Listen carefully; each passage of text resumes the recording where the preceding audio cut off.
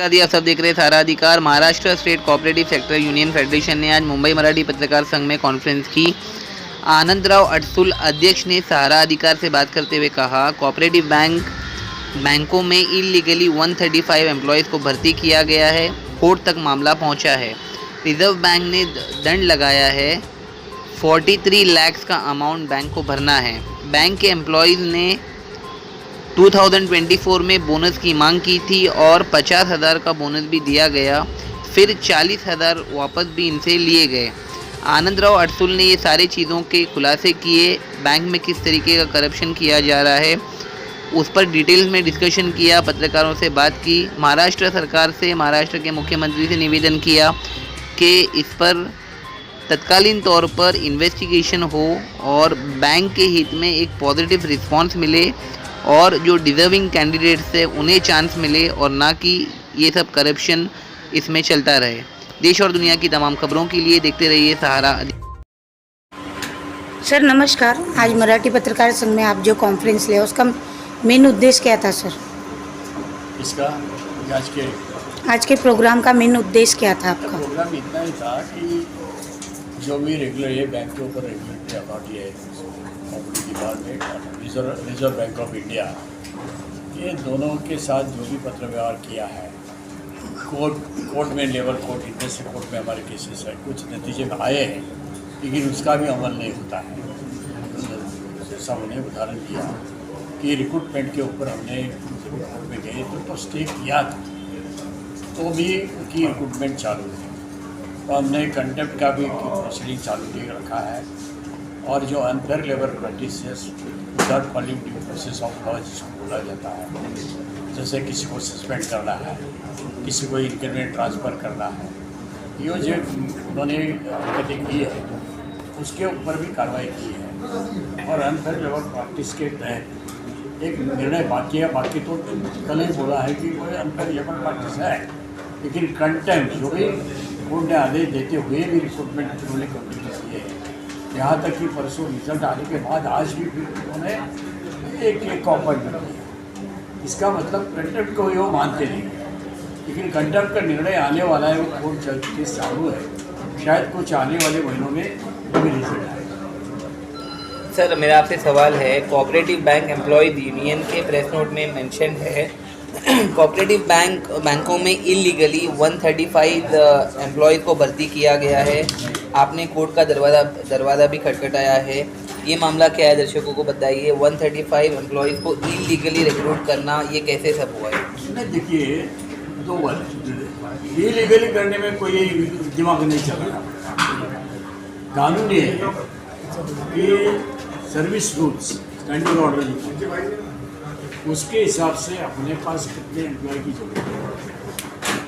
Staffing pattern जो cooperative commissioner उसको मान्य नहीं, उस हिसाब से रिक्रूटमेंट करना है। और जब भी रिक्रूटमेंट कर रहा है तभी जो गवर्नमेंट ने तैयार निकाला, जो एजेंसी अपॉइंट की है, वो एजेंसी के मार्फत ही रिक्रूटमेंट करना है, एडवर्टाइजमेंट देना है, online application as per required qualification और एज लिमिट ये ध्यान में रखते हैं और जहाँ एक्सपीरियंस जरूर है वो ध्यान में रखते हुए वहाँ एडवर्टाइजमेंट दी जाती है। बाद में ऑनलाइन एप्लीकेशन मंगाए जाते हैं, ऑनलाइन एग्ज़ाम होती है, ऑनलाइन रिजल्ट बाहर आता है और मेरिट के ऊपर रिक्रूटमेंट। ये रिक्रूटमेंट गलत तरीके से किया गया है आपका? बिल्कुल पूरा। मेरा आपसे और एक सवाल है सर, रिजर्व बैंक ने दंड लगाया है तो 43 लाख का अमाउंट बैंक को भरना है, ये मामला भी आया है। तो ये मामला क्या है? रिजर्व बैंक का दंड लगाने का रीज़न क्या था? कौन से बेसिस पर उन्होंने लगाया? आर्थिक और ये हमारे फाइनेंशियल और एडमिनिस्ट्रेटिव जो व्यवहार उसके लिए उन्होंने फैन लगाया, पेनल्टी लगाई। सर बैंक के एम्प्लॉयज़ ने 2024 में आपके प्रेस नोट के अनुसार लिखा गया है कि बोनस की मांग की थी और 50,000 का बोनस भी दिया गया था। फिर 40,000 रुपीज़ की जो राशि है उसे वापस लिया गया। ये सारा मामला क्या है? क्या वो 135 एम्प्लॉयज़ में आते हैं या जनरली सब एम्प्लॉयज़ की आप बात कर रहे हैं? नहीं, जो 40 दिया वो जो अंतर डिवाइस ज़्यादा लगाए थे उन्होंने लगाए थे, इलीगली लगाए, उससे वसूल किया।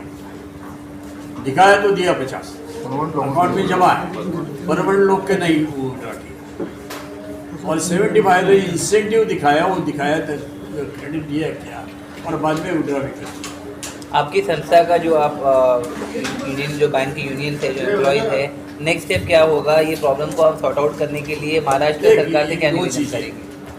अभी जो अंतिम स्टेज होती है उसमें से आज की पहली स्टेज हमने की, ये प्रेस कॉन्फ्रेंस, वो माध्यम से जनता के सामने आरबीआई क्या करती है और कॉमर्स डिपार्टमेंट क्या करते हैं वो लोग के सामने लाना जरूरी है। अभी दूसरी स्टेप रही अभी हमारी, ये सब केसेस अगर नतीजा जल्दी नहीं आता है तो हाईकोर्ट में। अभी जो कोर्ट का जो फैसला, जो आपने याचिका दायर की है, उसके अकॉर्डिंगली जज ने क्या कहा कि आपके फेवर में फैसला है, या जो बैंक का एम्प्लॉय जो बैंक का इलीगली रिक्रूट किया गया है उस पर कुछ कोर्ट ने दंड डाला है, या फिर कोर्ट की तरफ से किस तरीके का रिस्पॉन्स मिला? देखो, जब भी गलत रिक्रूटमेंट चालू हुई तभी हम कोर्ट में अप्रोच हुए थे, कोर्ट में उसको स्टे दिया था, तो भी भर्ती चालू हो गई। फिर हमने कंटेम्प्ट यानी जो कोर्ट का आदेश ना मानते हुए फिर भी उन्होंने रिक्रूटमेंट चालू किए, इसलिए कंटेम्प्ट प्रोसीडिंग भी हमारा चालू है। धन्यवाद। दर्शकों, ये थे हमारे साथ Maharashtra state cooperative sector union federation, जो आज मुंबई मराठी पत्रकार संघ में मराठी थी। इस बैंक से रिलेटेड काफ़ी सारे फ्रॉड्स को इन्होंने एक्सपोज किया है, इलीगल रिक्रूटमेंट को लेकर भी इन्होंने एक्सपोज किया है, कोर्ट का दरवाज़ा भी खटखटाया है, और इनका नेक्स्ट स्टेप होगा कि एक विशाल आंदोलन होगा कि अगर इन सारे प्रॉब्लम को सॉर्ट आउट नहीं किया जाता तो ये कोर्ट और महाराष्ट्र सरकार दोनों से निवेदन करेंगे कि इस पर जल्द से जल्द कार्रवाई की जाए। देश और दुनिया की तमाम खबरों के लिए देखते रहिए सहारा अधिकार।